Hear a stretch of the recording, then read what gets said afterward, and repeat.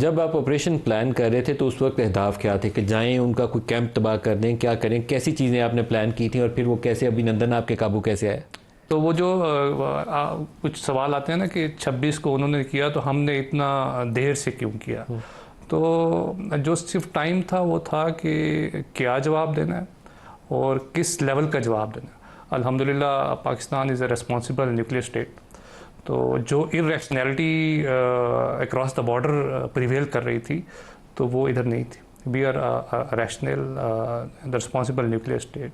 तो हमने बड़ा मैयर्ड और कैलिब्रेटेड रिस्पॉन्स दिया और उसमें the aim was take the conflict to a certain level to de-escalate so that the enemy के पास जो ऑप्शन है वो कर्टेल हो जाए। तो अल्हम्दुलिल्लाह इस ऑब्जेक्टिव के साथ हमने वो काम किया और अल्लाह ताला ने हमें कामयाबी दी। वो जहाज़ आपके कैसे काबू आए? तो वो जब हम थोड़ा टेक्निकल लेवल पे जाते हैं तो हमने जिस किस्म के टारगेट सिलेक्ट किए, जैसा कि मैंने पहले भी बताया, तो ऑब्जेक्टिव ये नहीं था कि कोई हमने कैजुअलिटीज़ करनी है। तो टारगेट की सिलेक्शन बड़ी इंपॉर्टेंट थी कि हमने ऐसे टारगेट सिलेक्ट किए जिसमें मिनिमम ह्यूमन कैजुअलिटीज़ हों।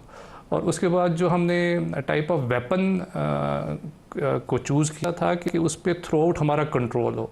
तो आपको याद होगा कि हमने बिल्कुल टर्मिनल स्टेजेस पे जाके उन वेपन्स को स्टीयर अवे कर दिया, जस्ट टू डिमॉन्स्ट्रेट के ये देख लें हम आपके साथ क्या कर सकते हैं।